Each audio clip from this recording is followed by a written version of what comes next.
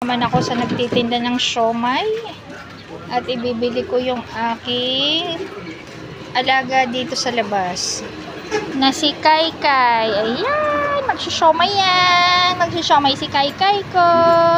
Ay, kakain si Kaikai ng siomay. Ano na? Ayan, ang tagal kong ihipan kasi mapapasok siya.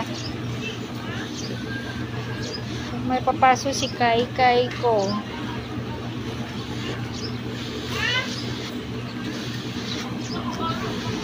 Halika na dito ka sa may inyo kumain. Come here.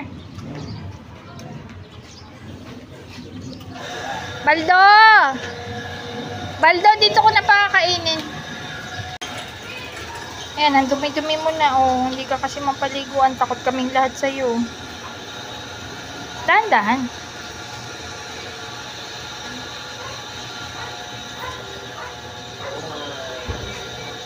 Hiyaan mo na yun. Wala yun. Okay, naubos mo na yung pagkain. Naubos niya yung siomay. Ayun. Bye-bye, baby ko. Yan ka lang, anak, ha. Huwag kang labas ng labas para hindi ka masagasaan.